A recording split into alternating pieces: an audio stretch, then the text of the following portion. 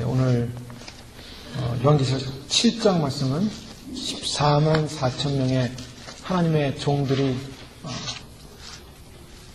등장하는 그런 말씀인데, 지난 요한계시록 6장까지는 여섯째 인이 띄어지는 그런 내용의 말씀을 저희가 살펴봤습니다. 특별히 여섯째 인에는 하나님의 큰 심판이 시작되는 바로 그 부분, 큰 지진이 나고 해가 총랑같이 검지고 온 달이 피같이 되고 하늘의 별들이 무화과나무 대풍에 흔들려 섬과시 떨어진 것처럼 떨어지고 하늘이 종이축이 말리는 것처럼 떠나가고 산과 섬이 제자리에 옮겨지고 이 지구상에 대격변이 일어나는 하나님의 심판의 재앙이 임한다라는 것을 성경은 분명히 예언하고 있습니다. 그래서 땅의 모든 임금들, 지도자들이죠. 왕족들과 장군들과 부자들이 강한 자들과 각종 지주자들과 굴과 산 바위의 틈에 숨었다. 그러면서 하나님의 진노록토리를 가리우라. 바위에 떨어져서 하나님의 어린 양의 진노록토리를 가리우라 라고 그들은 외치었습니다. 하나님의 진노, 어린 양의 진노가 얼마나 크면은 이 땅의 주권자들이라고 할 수 있는 왕들이나 또 권세자들이나 장군들이나 군사를 다스리는 사람들이죠. 이 사람들이 숨어서 그들이 어린 양의 진노를 피할까. 얼마나 무서운 하나님의 심판의 그런 징조들이 나타나는가. 우주적인 대소동이라고, 우주적인 하나님의 심판이 시작됨을 보여집니다. 바로 이 여섯째 인이 떼어지기까지가 이 지상에서 이제 심판이 시작되면서 계속적으로 심판의 강도가 세지는데, 여섯째 인에 가서 이 지구상에, 전체적인 지구상에 큰 변혁이 일어나는 것을 보여주고 있습니다. 그것이 강해지죠. 처음에는 평화의 사람으로 오는 사람이 나타났지만 전쟁이 나고, 전쟁 후에 기근이 일어나고, 기근 후에 경제 불황이 일어나고, 경제 불황 속에서 또 많은 믿는 자들이 어려움을 당하기도 하고 고난을 당하기도 하고, 이런 상황에서 큰 변혁이 일어난다는 겁니다. 이것이 앞으로 있게 될 마지막 시대에 진행되어지는 시나리오고 하나님의 예언의 말씀입니다. 바로 이런 말씀이 진행되는 과정 속에 일곱째 인이 떼어질 텐데, 그 일곱째 인이 떼어지면은 일곱 나팔이라는 재앙이 시작이 됩니다. 그래서 재앙은 크게 세 가지죠. 크게 세 가지인데, 인재앙, 나팔재앙, 대적재앙으로 나눠집니다. 그런데 인재앙까지는 그 재앙이 강하지가 않아요. 그런데 점점 나팔재앙으로 오면서 재앙이 전 지구적으로 옵니다. 전 지구적으로 오면서 특별히 이 자연재해적인 재앙이 전 지구적으로 일어나요. 처음에는 그렇지 않고 일어나다가 점점점 그 심판의 강도가 세지면서 나팔재앙에 가서는 그 나팔재앙 속에 많은 재앙이 있는데, 특별히 나팔재앙은 대환란의 가장 극심한 환란으로 보여지는 바로 그 예언들이 되었습니다. 그래서 그곳에서 많은 사람들이, 많은 기독교인들이 죽임을 당하는 그런 일들이 일어나고, 나팔재앙이 끝날 때쯤에는 믿는 사람들은 다 구원을 받게 돼요. 어떻게 구원받냐면 순교에서 구원을 받게 되고, 또 그 전에 이미 휴거를 통해서 살아서 영과 몸이 예수님께로 가서 구원받는 사건이 일어나고, 그 다음에 이 지상에 남은 환란에 남는 사람들이 순교를 통해서 구원을 받습니다. 그 모든 구원받을 백성들이 다 구원을 받게 되면 나팔재앙이 끝나게 되고, 그 다음부터 쏟아지는 재앙이 대접재앙입니다. 그래서 성경에 보면 요한계시록의 대접재앙 속에서는 예수를 안 믿은 사람들, 예수를 믿는 사람들을 죽이고 핍박했던 사람들, 즉 666표를 받은 임받은 사람들이 예수 믿는 사람들을 고통스럽게 했고 잡아갔고 그래서 그들을 핍박해서 결국에는 그 많은 순교의 피를 흘리게 했는데, 그 사람들이 이제 심판을 받기 시작해요. 이 하나님의 심판의 역사는 바로 이렇게 이루어집니다. 이스라엘이 멸망할 때도요, 유다나 북이스라엘이 멸망할 때 하나님 선지자를 보내서 계속 앞으로 너희가 이렇게 가면 멸망한다. 주께로 돌아와라. 우상을 버리고 돌아와라. 하나님을 제대로 섬겨야 된다. 너희가 쌓아놓은 그런 모든 이 세상에 추구하는 가치관들을 버리고 우상관들을 버리고 하나님을 섬겨야 된다라고 계속 외쳤어요. 그런데 그들의 말을 듣지 않습니다. 우습게 여겨요. 웃기는 소리다. 이 좋은 세상에 무슨 그런 말을 하냐. 그러면서 많은 사람을 물어봤더니 심판이 오긴 뭐가 오냐. 심판 안 온다. 대부분의 사람들이, 하나님의 지도자라는 사람들이 심판을 외치지 않았어요. 근데 몇몇 외친 사람들이 심판을 외쳤지만 그들은 미친 사람이다, 정신 나간 사람이다, 그런 이야기를 들었습니다. 그런데 하나님께서는 심판을 하셨습니다. 그 심판을 외치는 자의 소리를 잘 들으셔야 됩니다. 세상에 수많은 소리들이 있는데 어떤 사람들은 세상이 심판이 없을 것이다, 평안할 것이다, 좋을 것이다 라고 외치는 사람들이 대다수고, 어떤 사람들은 심판이 올 거라고 외치고 있어요. 그런데 어느 게 성경적으로 볼 때 진리인 것 같습니까? 성경은요, 민주주의가 아니에요. 성경은 대다수의 의견이 진리가 아닙니다. 성경은 좁은 길이고, 성경은 좁은 문이고, 우리가 가는 길은 넓은 길이 아니에요. 세상에 많은 사람들이 생각하는 길이 아니라는 거예요. 분명히 한 세대에 심판을 외치는 사람이 있고, 극소수로 대부분의 사람들이 심판에 대해 관심 없는데 누가 과연 옳을 거냐는 거예요. 네. 우리가 이스라엘의 역사를 보면 심판을 외치는 선지자들의 그 외침들이 결론적으로는 맞았습니다. 근데 이스라엘이 결국에는 하루아침에 졸지에 망하게 되잖아요. 북이스라엘 망, 남이스라엘 망할 때 아수르라는 나라를 들어서 나라를 점령합니다. 아주 비참하게 그 사람들을 죽이고 끌고 가고 그 폐해라는 건요, 그 끔찍해서 말을 할 수가 없어요.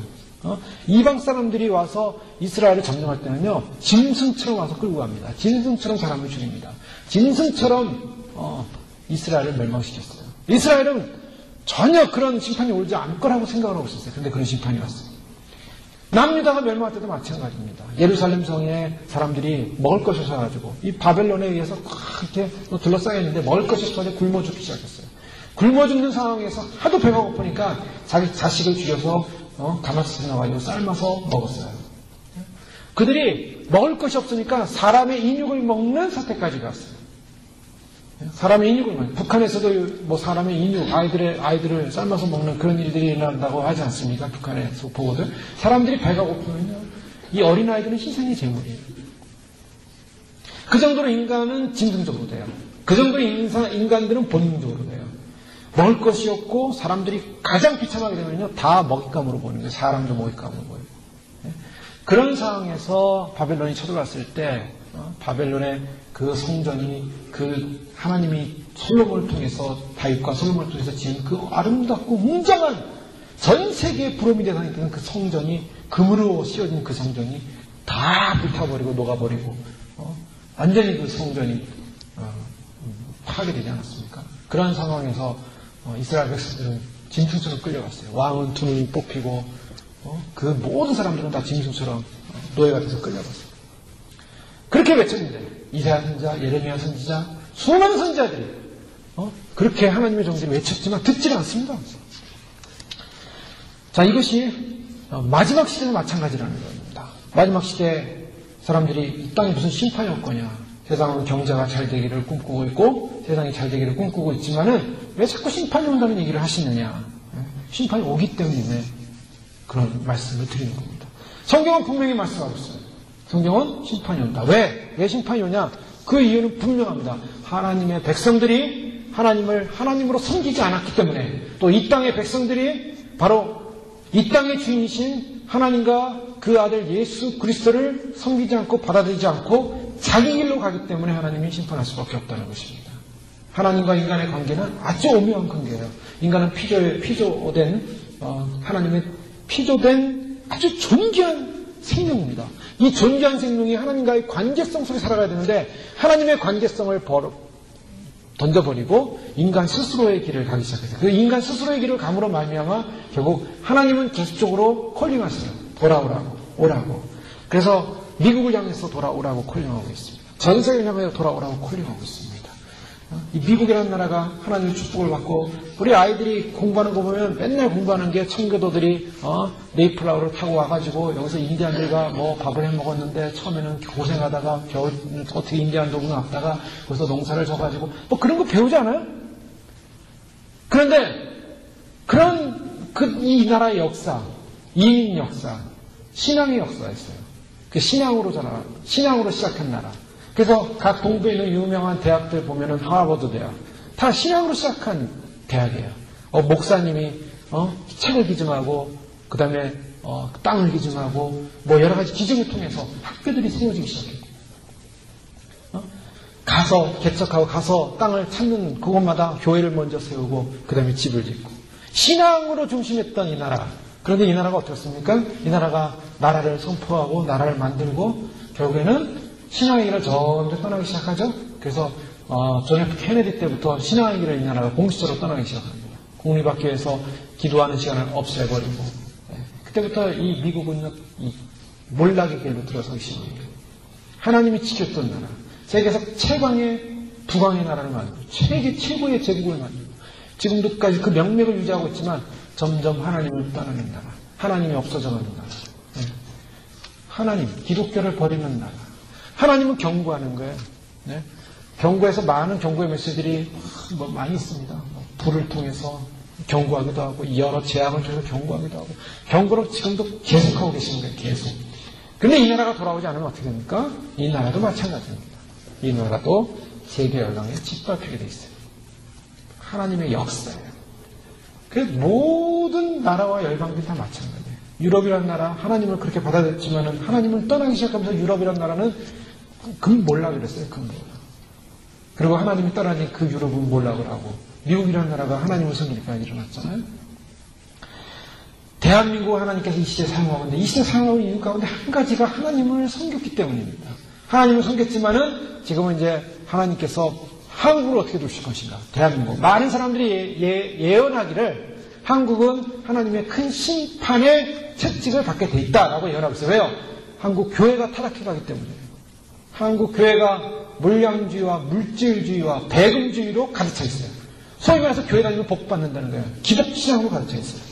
그래서 교회들이 기라성 굉장한 건물들을 짓고 굉장한 파워를 나타내고 그래서 소위 말해서 자본주의 논리로 가고 있어요. 자본주의 논리. 기독교 논리가 아니라 자본주의 논리로 가기 때문에 사람들은 그것이 좋아 보이고 파워 있어 보이지만 그건 세속화됐다는 거예요. 세속화된 교회는 하나님이 심판하십니다. 때문에 하나님께서 한국교회를 향하여 경고의 메시지를 계속 주고 있어요. 자, 세계 역사는 그렇고 하나님의 역사도 그렇습니다. 오늘 이 성경에서 보여주는 것도 바로 이 마지막 시대는 하나님이 심판할 수밖에 없다. 왜요? 하나님을 떠난 인류, 하나님을 떠난 백성들은 반드시 심판을 받기 때문이에요. 그래서 하나님께서는 요한계시록 마지막 상황을 안타까워하시고 마음 아파하신 거예요. 이 말씀을 기록하시는 하나님의 마음은 인류의 최후의 종말을 보고 계시기 때문입니다. 저희도 이 최후의 종말을 지금 보고 있습니다. 우리는 미리 보고 있어요. 미리 보고 있어요. 네. 미리 보면서 앞으로 인류가 당할 일들을 보고 있다는 거예요. 이것은 중요한 것입니다. 하나님께서 우리에게 미리 보게 하심으로 깨닫게 하시는 겁니다. 미리 보게 하심으로 알려주시는 겁니다. 미리 보게 하심으로 대비하라는 것이죠. 이 여섯째 인이 떼어질 때까지 많은 사람들의 견해는 휴거가 일어난다는 것입니다. 그 전에. 여섯째 인을 근거로 해서 일어날지 그 전에 일어날지 정확하지는 않아요. 그러나 지금 그 휴거의 사건은 일어나고 오늘 요한계시록 7장에 나오는 사건은 뭐냐면 일곱 나팔이 떼어지기 시작하면서 적그리스도가 등장을 하고 적그리스도가 강력한 파워를 갖게 되고 전 세계의 사람들에게 적그리스도의 마크인 표인 666표를 찍게 하는 시점이 이제 다가오는데 그 666표를 찍게 하기 전 시점에서 바로 하나님의 사람들에게 일을 치른다고 그래요. 여기서 이 요한계시록 7장에 나오는 하나님의 14만 4천이라는 수는 굉장히 어려운 수입니다. 이 수는. 그래서 논란의 여지가 많아요. 뭐 여호와중이나 또 제7 안식교 같은 경우에도 이런 14만 4천을 가지고 자신들의 교파만이 자신들의 교단만이 이 14만 4천에 속한 수다라고 그들은 얘기를 하면서 이것이 굉장히 이단화됐던 숫자예요. 굉장히 어려운 수입니다. 이 수를 해석하는 게 굉장히 어려워요. 그러나 이 수는 이 수는 상징적 수다라는 것을 인정합니다. 왜냐하면 엘리야 시대에 엘리야 향하여 바알에 무릎 꿇지 않은 자 7천을 하나님이 남겨놓았다 그랬습니다. 7천. 이 7천이라는 수는 7천 명을 말하는 게 라는 수도 볼 수 있지만 7이라는 완전수에다가 1000이라는 굉장히 많은 수를 포함하고 있어요. 하나님이 1000이라는 수를 넣을 때는 굉장히 많은 수를 말하고 있습니다. 7은 완전하게 많은 숫자들을 예배해놨다라고 주님 말씀하고 있는 거예요. 오늘 말씀에도 보면 14만 4천이 나오는데 거기 12지파가 나옵니다. 12지파가 나오면서 12지파의 이름들이 쭉 나오는데요. 이 12지파라는 12라는 수에다가 12라는 수에다가 한 지파마다 몇 명이라니까 12,000여. 유다 지파가 12,000여, 루반 지파가 12,000여. 그래서 12지파가 각 지파마다 12,000이다. 12,000이라는 건 12 곱하기 1000을 말해요. 그렇죠? 12 곱하기 1000은 12,000인데 그 1000이라는 것은 많은 수를 말하는 개념이 들어있고 10이라는 것은 완전수를 말하고 있습니다. 즉 한 지파마다 완전수로 많은 지파로 형성이 되는데 이 한 지파마다 완전수로 많은 지파가 12지파로 이루어져서 하나님 나라의 백성들은 12지파 안에서 완전수로 이룬다라는 개념을 담고 있어요. 그래서 12지파 곱하기 각 지파의 12,000을 곱해서 14만 4천의 수를 말하고 있습니다. 이 14만 4천의 수가 이후에도 또 등장하게 되죠. 14만 4천이 요한계시록 14장 말씀을 보면 또 내가 보니 보라 어린 양이 시온산에 섰고 그와 함께 14만 4천이 섰는데 그 이마에 어린 양의 이름과 그 아버지의 이름을 쓴 것이 있도다. 자, 그 이마에 뭐가 있습니까? 어린 양의 이름과 아버지의 이름. 이것이 인이에요. 오늘 이 6째 인이 떼어지고 나서 7째 인이 떼어지는 그 중간 사이에 지금 하늘의 천상의 상황이 나오고 있고 하늘의 천상의 상황이 나오는데 이 천상의 상황에 있는 사람들의 수가 바로 12지파여 14만 4천의 수가 나오고 있습니다. 그런데 이것을 우리가 이중적으로 볼 수 있어야 돼요. 왜냐하면 이 14만 4천에서는 지상에서 휴거가 일어나고 난 후에 이 지상에서 남아있는 수많은 백성들이 주 앞에서 돌아오는 역사가 있을 것이다 라는 한 관점입니다. 그래서 이들이 어떤 수냐? 이들이 수없이 순교당할 수라는 거예요. 순교당할 수. 왜요?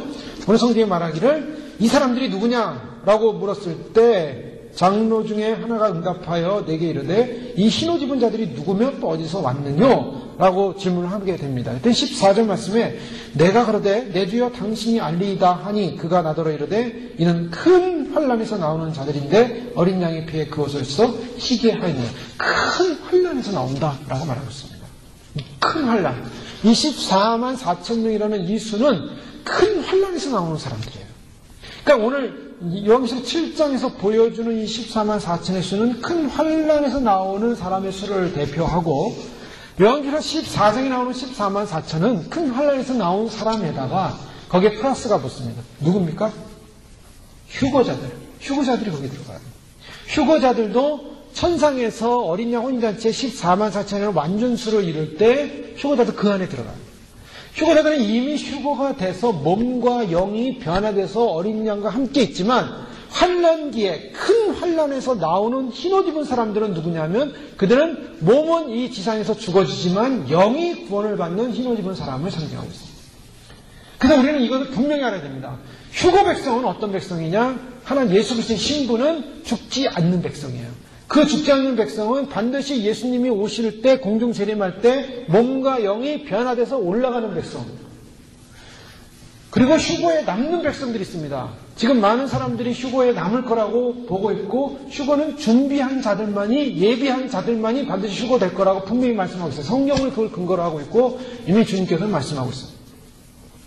예수님이 오실 때 예수님이 오심을 믿고 준비한 백성들 가운데 휴거가 일어나게 되는데 그 휴거 백성들 외에 지상에 남는 수많은 교회들이 있지 않습니까? 그러면 지금 지상에 남는 수많은 교회들은 전부 다 지옥에 가냐? 안 그렇다는 거예요. 그분들은 다 믿음이 있어요. 예수님을 믿었고 예수님을 믿고 살아왔습니다. 그리고 지금 믿음의 생활을 하고 있어요. 그러나 단지 예수님이 오신다는 재림의 임박성을 깨닫지 못한 채 그냥 자신들의 신앙생활에 바쁜 거죠. 자신들의 프로젝트에 바쁜 거고 목회하기 바쁜 거고 사역하기 바쁜 거고 신앙생활에 바쁜 거고 그러면서 열심히 예수님을 섬기면서 살아가고 있습니다. 예수님을 섬기면서 살아가고 있어요. 그런데 그 사람들 중에 물론 깨어있고 기도하고 준비하는 개인들 가운데는 예수님이 오시면 예비하고 있다가 휴거받는 사람들이 있겠지만 대부분 사람들이 그 메시지를 듣지 못하고 준비하지 못하고 분장하지 못하고 스탠바이하지 못하고 있다가 그날을 당할 수밖에 없다는 거예요. 그래서 많은 주님의 메시지를 듣는 분들의 말씀은 휴거 백성이 많지 않을 것이다. 그래 저는 이것을 주님의 메시지를 듣는 사람들에게 근거하지 않고 성경에 보면 구약부터 예언되어 있어요. 구약에 하나님의 것은 어떤 것이냐? 첫 열매가 하나님의 것입니다. 첫 열매가. 하나님의 것을 하나님께 돌리지 않으니까 하나님께서 그 하나님의 첫 것을 다 제거하는 사건이 일어났어요. 그게 뭡니까? 애굽에서 출애굽할 때 장자들이 죽는 사건이에요.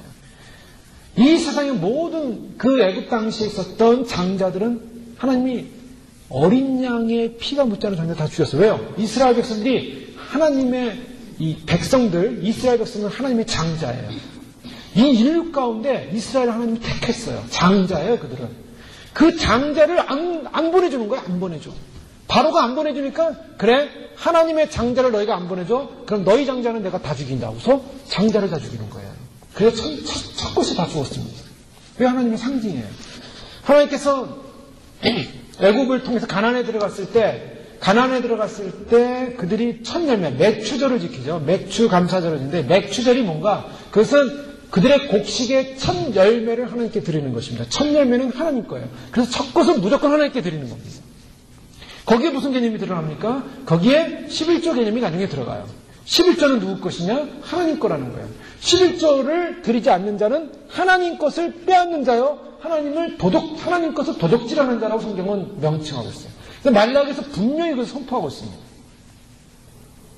그럼 뭘 개념을 말하고 있는가? 성경은 대표의 원리를 말하고 있어요. 그 대표의 원리 가운데 첫 열매, 첫 것, 11조, 이 모든 것이 하나님의 거라는 거예요. 자, 이것은 대표적인 원리로 이스라엘 백성들이 광야에 있다가 애굽에 있다가 외국에서 나와서 광야에 있다가 40년간 있다가 이제 여호수아와 함께 모세가 죽고 가나안에 들어가지 않습니까? 가나안 요단강을 건너 가나안 들어갈 때 제일 먼저 만난 성이 무슨 성입니까? 여리고성이죠. 여리고성은 어떤 성인가? 난공불락의 성이었어요. 이 성벽이 이중무사에 있어서 이것은 사람 외부의 적이 공격하기 너무나 어려운 그런 성이었습니다. 그 여리고성이 딱 버티고 있었어요.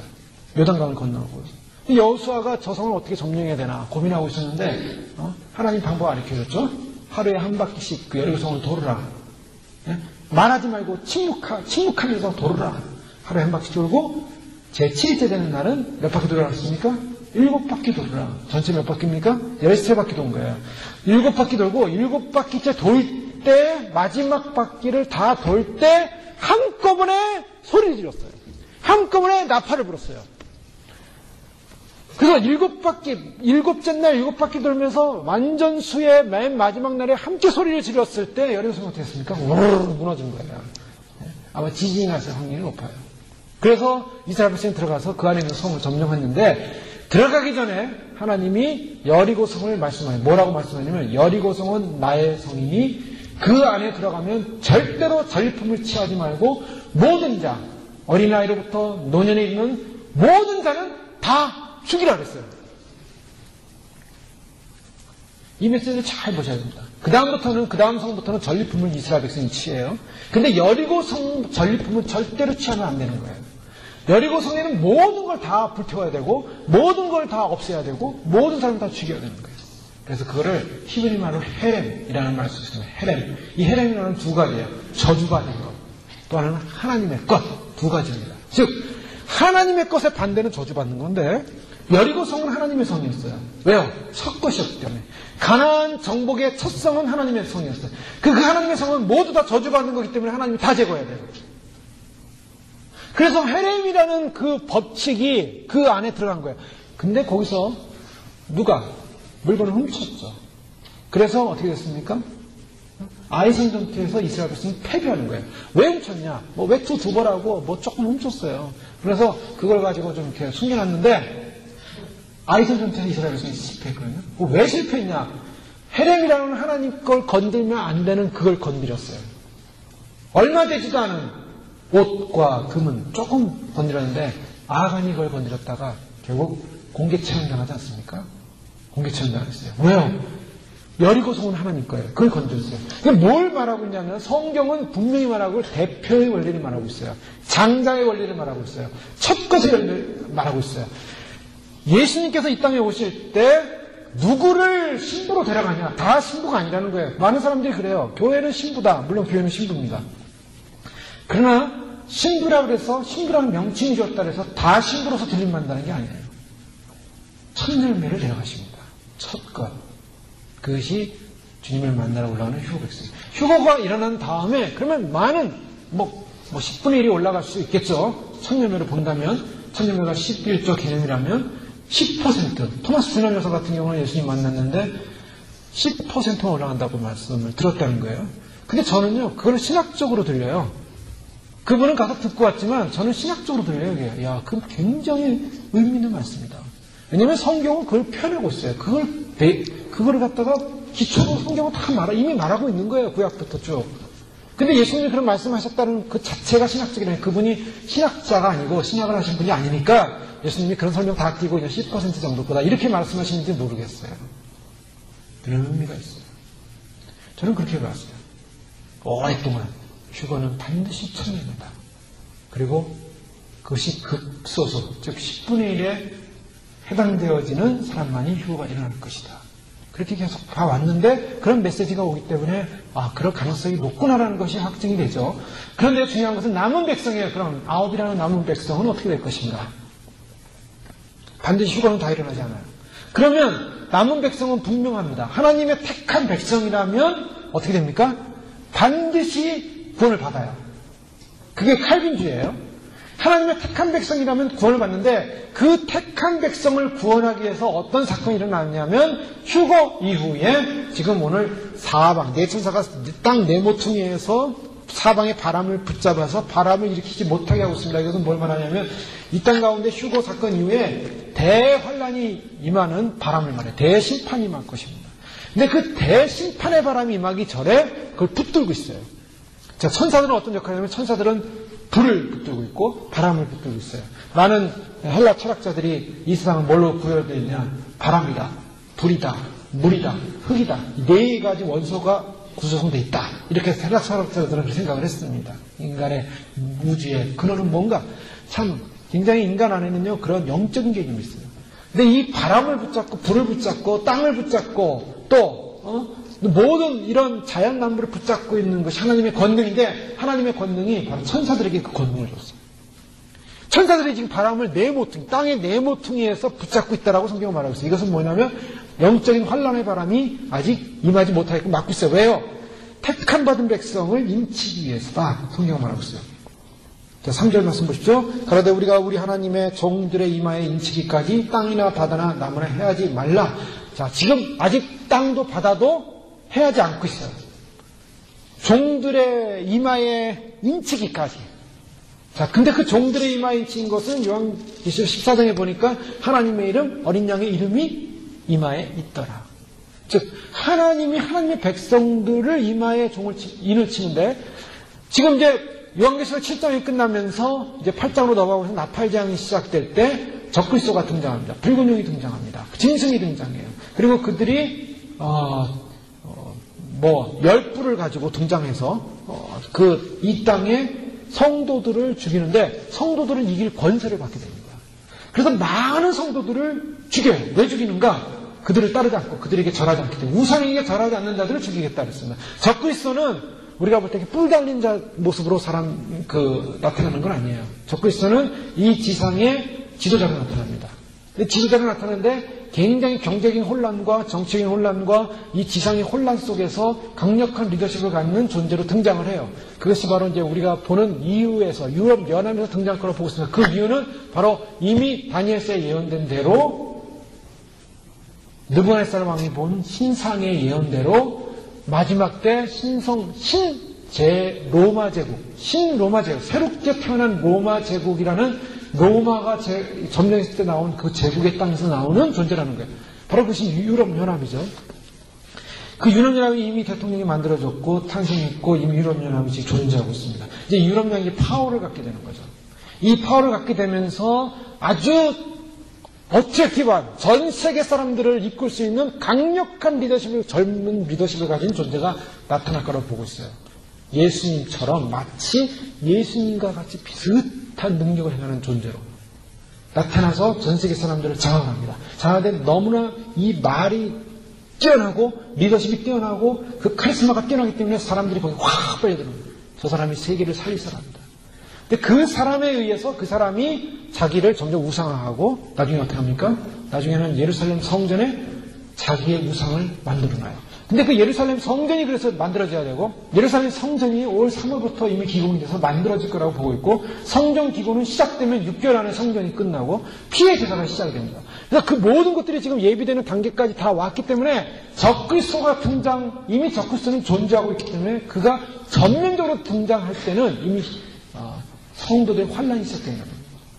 적그리스도는 성도들이, 휴거 백성이, 신부들이, 성령님이 이 지상을 떠난 다음에 일어나는 적그리스도의 세상이에요.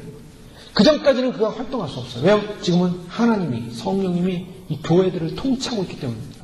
그래서 교회를 통치하고 있는 이 이방 시대가 끝날 때 성령님이 50년에 오신 것처럼 마지막 커튼을 닫으시면 다시 올라가십니다. 올라가실 때 그냥 올라가신 게 아니라 그의 백성들, 휴거 백성들 데리고 올라가십니다. 그럼 이 지상 가운데는 그럼 어떤 역사를 하냐? 이 지상에는 이제 적그리스도의 세계, 즉 공중에서 미가엘 천사장이 공중권세자분들을 다 잡아가지고 또 내쫓을 때 천사, 이 사탄과 그 공중권세자는 마귀 세력들이 지상으로 다 떨어지고, 지상 공중에는 누가 올라가냐면 이 지상에서 고통당했던 하나님의 백성, 휴거 백성들이 올라가게 되고, 그래서 교차가 일어나는 거예요. 교차.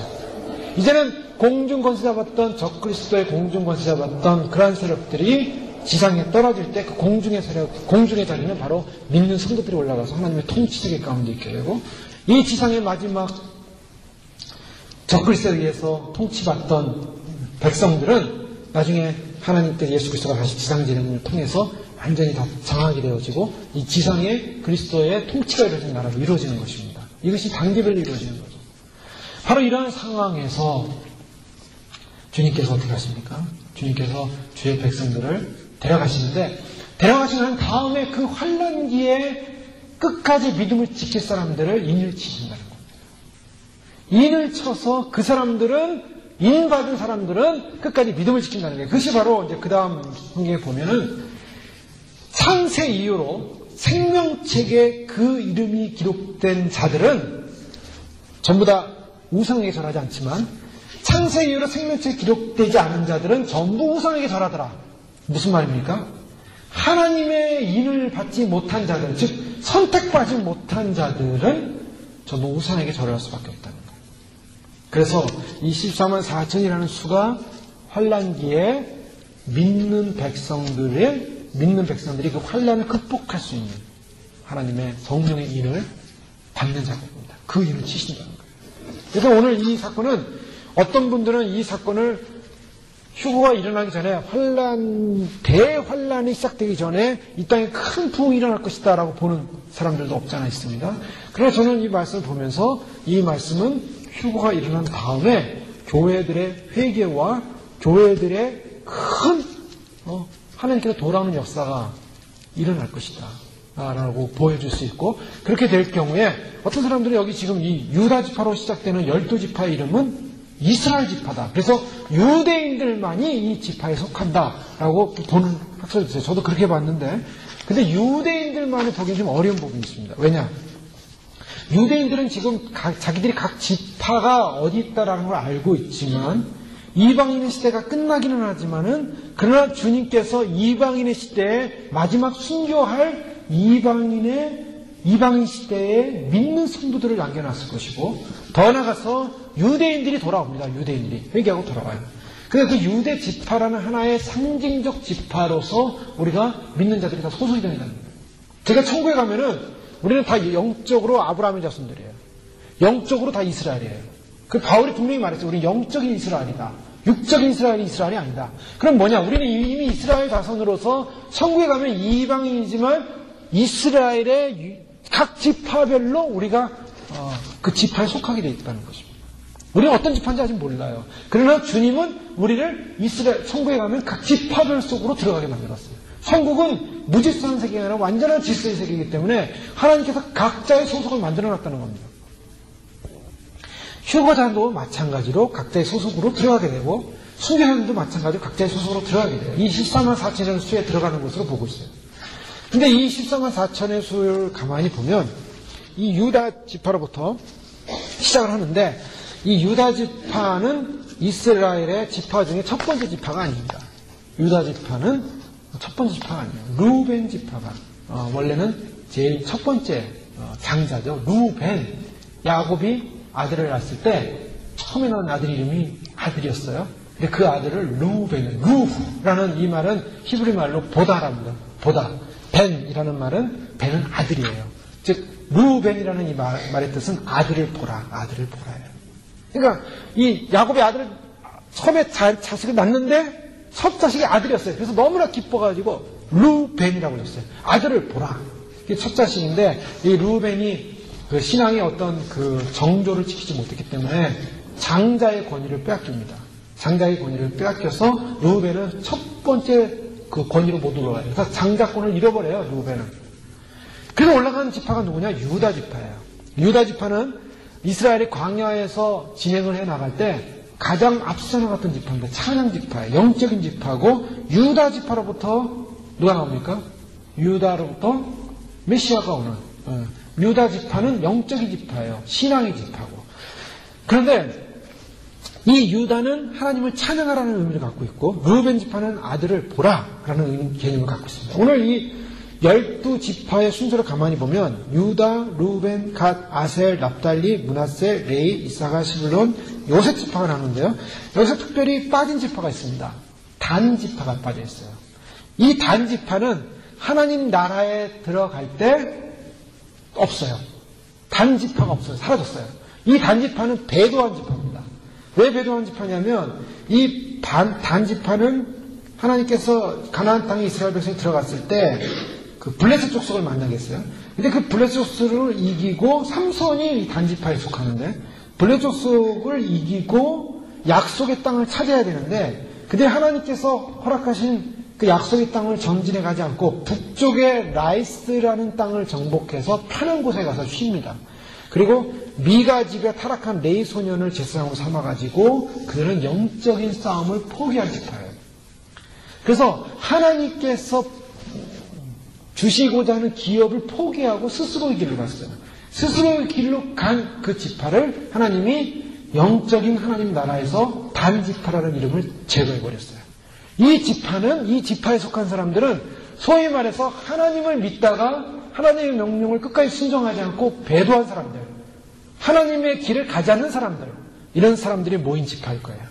그래서 그 지파는 심판을 받습니다. 이스라엘 백성이지만 하나님의 백성이지만 하나님의 뜻대로 살지 못한 백성들은 따로 그 백성들은 그 지파에 속하는 거예요. 단지파. 단지파가 그 대표적인 지파이기 때문에. 그래서 이 14만 4천이라는 지파 안에 단지파라는 이름이 빠져 있는 거예요.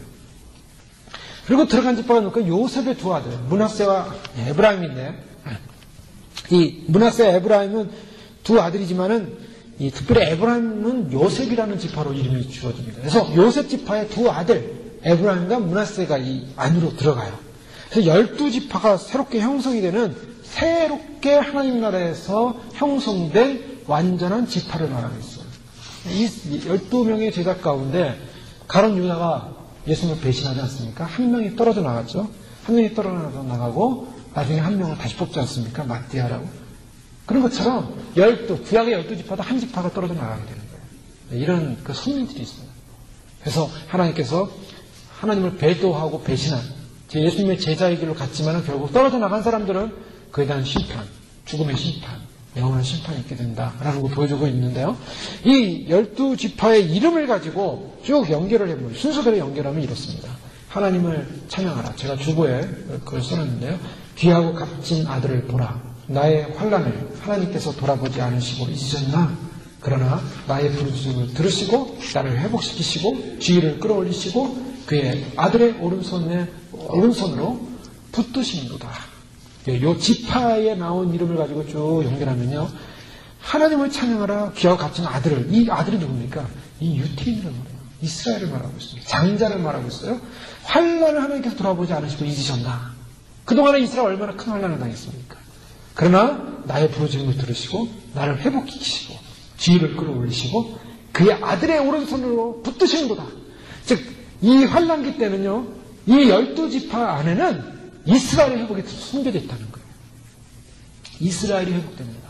그래서 가장 결정적인 해석은 이 12지파 안에는 물론 이방인의 교회도 들어가지만 유대인들의 회복이 일어난다는 거예요. 그 24만 4천은 어떤 사람은 그래요. 어떤 사람은 이 14만 4천은 유태인의 수다라고 해석하는 사람도 있어요. 그러나 14만 4천이 유태인의 수로 완전하게 이 14만 4천을 다 숫자 한 명도 안 맞고 다 맞을 것이다라고 보기에는 우리가 이거 더 어려운 부분이 있습니다. 왜냐하면 아까 말씀드린 것처럼 하나님은 이 수를 개념을 하실 때 상징적 개념의 수를 많이 두시기 때문에 그 상징적 개념의 수로 보면 완전수이기 때문에 유태인의 완전수와 이방인의 구원받을 자의 수가 여기 포함된다라고 볼 수가 있습니다. 왜냐하면 그 다음에 보면 알 수가 있어요. 9절에 보면 이후에 내가 보니 각 나라와 나라에서 오죠. 족속과 백성과 족속은 뭐예요?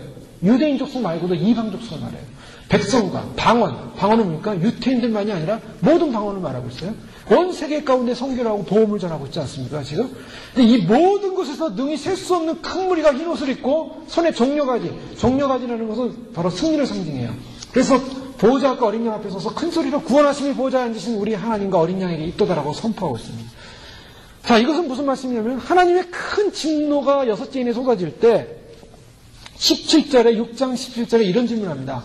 그들의 진노의 큰 날이 이르렀으니 누가 능히 서리요? 라고 말했어요. 하나님의 엄청난 진노 앞에 모든 왕들, 세상의 왕들, 높은 자들, 장군들, 세상의 권력자들은 전부 굴과 토굴에 숨어가지고 산에 숨어가지고 제발 하나님의 진노로부터 나를 가려달라고 바위야 하늘로부터 떨어지는 별들아 나에게 떨어져서 나를 죽여달라고 그래서 하나님은 어린 양의 진노로부터 나를 좀 피하게 해달라고 어린 양의 진노가 내가 어린 양의 진노를 당하는 것보다 여기서 그냥 바위에 깔려 죽는 게 낫다라고 할 정도로 그는 두려운 심판을 받게 됩니다. 이런 어린 양의 어마어마한 심판 앞에 누가 서겠습니까? 라고 누가 서리오라고 선언했을 때 누가 섰습니까? 바로 각 나라와 족속과 백성과 방언의 이루 아무라도 능히 셀 수 없는 큰 무리가 흰옷을 입고 종려나 가지를 들고 보호자가 어린 양 앞에 서 있다는 거예요.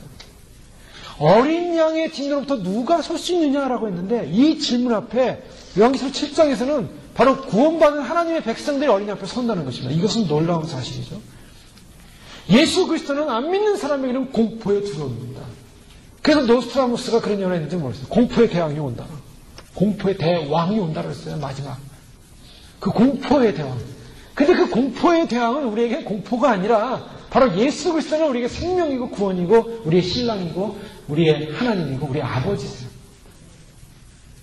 그 예수님 앞에 수많은 구원받은 백성들이 종려가지 흰옷을 입고 종려가지를 들고 주님을 찬양하기 시작해요. 뭐라고 찬양합니까? 구원하심이 보좌에 앉으신 우리 하나님과 어린 양이 있다. 하나님의 구원을 찬양하는 거예요. 그러면 여러분 이 사람들이요 사실 환난에서 나오는 사람들인데 환난에서 나오는 사람들이 예수님 앞에 섰을 때 어떤 고백을 하겠습니까? 여러분 우리의 인생의 마지막 고백이 뭐였으면 좋겠어요? 주님 앞에 섰을 때 주님 제 삶이 너무나 힘들었습니다. 너무나 억울했습니다. 제가 세상에서 누릴 것 제대로 못 누리고 먹을 것 제대로 못 먹고 건강하지도 못했고 돈도 많지 못했고 아이고 억울해 죽겠어요 주님 하면서 외치겠습니까? 아니요. 주님 앞에 선 백성들이 뭐라고 외치냐면 구원하심이 보좌에 앉으신 하나님과 어린 양에게 있도다. 그들은 구원의 위대한 하나님의 역사를 선포하기 시작했어요. 모든 천사가 그 소리를 듣고 보좌의 장로들과 네 생물의 주위에 섰다가 보좌 앞에 엎드려 얼굴을 대고 바로 이 백성들이 주 앞에 주님을 찬양하니까 구원하심이 보좌에 앉으신 우리 하나님과 어린 양이 있도다라고 선포하니까 천사들이 장로들이 거기에 네 생물들이 천상에 있는 모든 그 헤드급들이에요. 이 사람들은 천상의 그 가장 높은 곳에 있는 헤드급들이 엎드려서 보좌 앞에 엎드려 얼굴을 대고 하나님께 경배하기를 아멘 찬송과 영광과 지혜와 감사와 존귀와 능력과 힘이 우리 하나님께 세세토록 있을지어다 아멘 화답했어요. 구원받은 백성들이 구원하심이 보호자에 앉으신 어린 양이 있도다라고 하니까 하나님을 높이며 찬양하며 화답을 합니다. 그러면서 장로 중에 응답하여 내게 이르되 이 흰옷 입은 자들이 누구며 어디서 왔느냐? 라고 질문하니까 큰 환난에서 나온 자들이라는 거예요. 큰 환난에서. 그래서 그 큰 환난에서 나온 자들이 어떠냐면 어린 양의 피로 그 옷을 씻었다고 그랬어요. 어린 양의 피로. 흰. 즉 환난에서 구원받는 건 흰 옷을 우리가 휴가대가 올라가는 것도 흰 옷을 입어야 돼요. 어린 양의 피로 우리를 씻어야 돼요. 그건 예복이에요. 예복. 예? 세마포, 예복. 신부들이 예복 입고 결혼식장 들어가잖아요. 예복. 결혼 예복. 세마포 입고. 예? 들어가면 그 흰 옷, 어린 양의 피로 씻어진, 순교자의 피로 씻어진 것이 아니라 어린 양의 피로 씻어진 바로 그 거룩해진 그 옷을 입는데 15절에 보니까 그러므로 그들이 하나님의 보좌 앞에 있고 또 그의 성전에서 반낙 하나님을 섬김에 보좌에 앉으신가 그들 위에 장막을 치고 저희가 다시 줄이지도 아니하고 목마르지도 아니하고 해나 뜨거운 가운데 상하지 아니할지니 이는 보좌 가운데 계신 어린 양이 저희의 목자가 되어 생명샘으로 인도하시고 하나님께서 저희 눈에서 모든 눈물을 씻어주실 것입니다. 이 환란에서 나온 이 흰옷 입은 사람들은 얼마나 고생한 사람들인지 줄였다 그랬어요. 아마 환란기에는 기근으로 해서 줄이게 될 거예요. 목마르다. 먹을 것이 없어요. 마실 물이 없어져요. 마실 물이 없어지고 해나 아무 뜨거운 기운에 상하지 않는다. 해가 뜨거워져서 나중에 이제 대접장해 보십시오. 해로 인해 사람들이 다 살이 타버려요. 해가 뜨거워져가지고. 노잉이라는 영화에 보면 그런 게 나오죠. 노잉이라는 영화 한번 보시면 좋을 것 같은데 이 마지막 때 상황을 해가 무슨 변화를 일으켜가지고 지구에 핵폭풍이 오는 거예요. 핵폭풍이 오는데 그거를 과학자가 발견했어요. MIT 교수가 그걸 친구하고 발견했는데 그거를 피할 길이 없는 거예요. 피할 길. 근데 그 해의 폭풍이 휙 지나가니까 지구에 있는 모든 사람들이 다 그 그러니까 폭발함으로 오는 그 열에 의해서 다 죽는 거예요. 지구가 멸망하는 거예요. 근데 그때 그 아들들은 구원을 받아요. 선택된 아들들은. 그 영화가 굉장히 종말론적인 영화인데요. 해로 인해서 뜨거움을 당하고 상하지 않는다. 그 정도는 아니지만은 해로 인한 재앙이 오는 거예요. 그리고 땅에 재앙이 오고 줄이고 목마르고 그래서 더 이상 어린 양이 목자가 돼서 생명수 샘으로 데려갈 때 그 목마름이 해결되는 인생. 자, 환란으로부터 나오는 사람들입니다. 환란으로부터 나오는 수많은 구속받은 백성들. 자, 그런데 여기서 이 환란으로부터 나오는 수많은 구속받은 백성들은 육체가 죽임을 당한 백성들로 보여지는 것이죠. 바로 이런 백성들이 주님 앞에 섰을 때 그들은 다 천국에서 만나게 돼 있어요. 휴거받은 휴거 백성들, 환란에서 숨겨서 올라오는 백성들 다 만나게 돼 있어요. 그 승리한 백성들에게 하나님은 위대한 특권을 주십니다. 근데 그 승리하기 위해서는 반드시 그 환란으로부터 승리하기 위해서는 어떤 사건이 일어나야 되냐면 하나님의 인을 받아야 된다. 어린 양의 인을 받아야 돼요. 어린 양의 생명의 이름을 받아야 되고 하나님의 생명책에 그 이름이 기록되어 있어야 된다는 것이죠. 어떤 사람에게요? 하나님을 끝까지 의지하고 신뢰하고 자기의 죄를 씻는 사람들. 흰옷을 입은 사람들은 뭘 말하냐면 예수님의 피로 자기 죄를 씻는 사람들이에요. 정결한 사람들, 거룩한 사람들. 주님 앞에 섰을 때 어떤 사람이 가장 큰 위로를 받겠습니까? 세상에서 고생하고 세상에서 주님 지키는 그 믿음 때문에 어려움을 당한 백성들이 주님 앞에 설 때 세상에서 체험받지 못한 그 고통과 아픔과 목마름과 배고픔과 그 미완성의 모습을 가지고 주 앞에 섰을 때 그러나 그 미완성의 모습을 가지고 주님을 끝까지 신뢰하고 주님을 바라봤을 때 그 사람들이 주 앞에 설 수 있는 것입니다. 주님의 위로가 있는 것입니다. 주님의 소망이 있는 것입니다. 오늘 요한계시록 10장 말씀을 통해서 주님은 마지막 시대에 하나님의 백성들을 한 명이라도 포기하지 않고 그 수가 차기까지 하나님께서 구원하실 계획을 갖고 있다라는 것에 우리에게 소망을 줍니다. 그 소망이 우리에게 있습니다. 그러나 더 우리가 소망해야 될 것은 우리가 환란기에 남아서 이런 환란의 자리에서 과연 환란을 통과하면서 몸이 죽임을 당하고 영혼만 구원을 받을 존재가 될 것이냐 아니면은 주님 앞에 청렴으로서 주님 오시는 날 휴거가 될 것이냐 이것은 우리의 신앙과 선택과 믿음과 소망에 달려있다고 봅니다. 우리가 주님 오시는 날 주님 앞에 먼저 세워지는 휴거의 소망으로 승리하시고 반드시 이 휴거의 소망을 가진 자만이 환란에 혹시 남는 사람들이나 주변에 환란에 남는 사람들은 바로 하나님의 역사를 목도했기 때문에 끝까지 믿음을 지킬 수 있습니다. 그 끝까지 믿음을 지킬 수 있는 그런 믿음으로 세워지는 그런 역사가 구원의 역사가 우리의 삶 가운데 일어나도록 계속적으로 우리가 중보하며 기도하시를 주의 이름으로 축원합니다. 기도하겠습니다. 말씀 기억하면서 기도할 때 주님은 우리를 구원하실 것입니다. 주님이 구원하시기 전에 주님이 잊히시기 전에는 이 땅에 어떤 바다도 산도 나무도 해를 당하지 말라라고 주님이 천사들에게 명령하셔서 그 심판을 보려하고 계십니다. 오늘날 주님 마찬가지입니다. 주님이 천사를 통해 주는 심판의 그러한 바람을 지금 묻고 계실지도 모르겠습니다. 주님의 휴거 백성들을 주님이 다 인치시기까지, 그리고 또한 주님이 이 땅 가운데 남아서 끝까지 순교로서 믿음을 지켜야 될 백성들을 인치기까지, 환난 가운데서 올라올 백성들, 그러나 주의 신부들은 환난을 통과하지 않고 그 환난 직전에, 대환난 직전에 바로 영화롭게 몸과 영이 변화되어 주님을 영접하게 될 것입니다.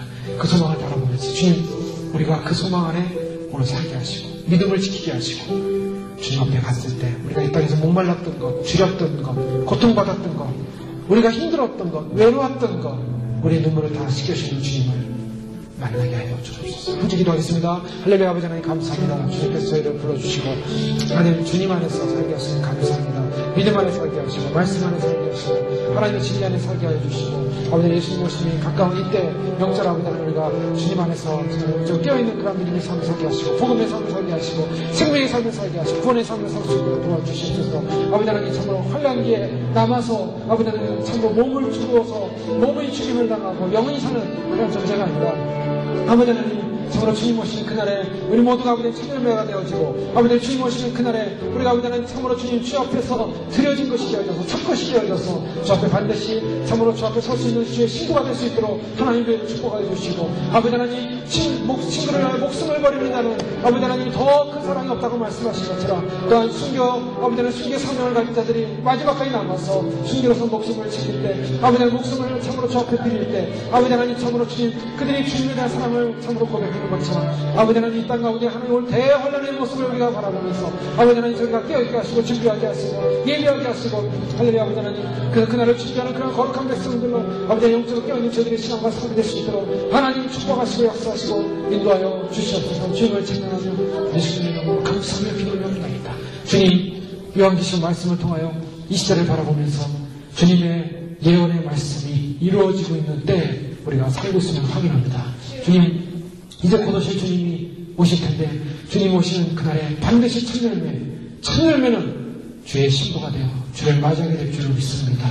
주님, 그날을 준비하며 오늘도 저희가 거룩한 예수 그리스도의 보혈의 은혜로 씻김받아지게 하시고 준비하게 하시고 거룩한 산순교의 삶을 살아가게 하시고, 지금 이 땅에서 믿음으로 살아가는 것, 때로는 목마른 것, 주림과 고통과 외로움과 오해와 참으로 핍박과 사람들의 참으로 인정치 않음이 있다 할지라도 끝까지 주님을 사랑하는 백성, 주님을 믿고 주님을 기다린 정죄 있는 백성, 정죄 있는 신부를 주님께서 데려가시기 때문이며 참으로 주님의 영광스러운 아버지를 신부의 보좌에 앉히시는 놀라운 은혜를 주실 줄로 믿습니다. 또한 주님 여섯째 이후에 이 땅 가운데 수많은 환난 가운데서 참으로 그 환난에서 그들이 믿음을 지키기 위하여 주님께서 14만 4천의 영적인 수에 인을 치는 작업을 보면서 각 백성과 방언과 나라와 족속들이 인을 받고 결국에는 흰옷을 입고 그들이 영이 주 앞에 올라와서 주 앞에 영광과 찬양을 올리는 모습을 보게 되었습니다. 주님, 이 땅 가운데 주님이 마지막까지 구원할 자를 구원하시는 주님인 줄 믿습니다. 주님, 휴거 이후에 이 땅에 남아있는 백성들이 참으로 끝까지 믿음을 지킴으로, 끝까지 적그리스도에게 절하지 않으므로, 끝까지 순교의 사명으로 믿음으로 감당함으로 그들의 영혼이 구원받는 역사를 이루실 것이라고 말씀하고 계시니 찬양합니다. 주님, 참으로 그 백성들의 믿음으로 준비되어지게 하시고 참으로 하나님의 역사와 하나님의 구원의 역사가 이루어지게 하여 주시옵소서. 구원하심이 보좌에 앉으신 이와 어린 양께 영원토록 있습니다 라고 고백하는 위대한 고백의 찬양이 주님 오시는 그날과 이 땅에 환난에 승리하는 자들이 모여 주 앞에 영광 돌리며 찬양하는 귀한 역사를 목도하게 하여 주시옵소서. 우리에게 휴가 영혼과 휴가 일을 쳐주시고 주님을 오심을 준비하고 예비하는 깨어있는 교회와 깨어있는 백성으로 축복하여 주시옵소서. 예수님의 이름으로 감사하며 기도 올려나이다. 아멘.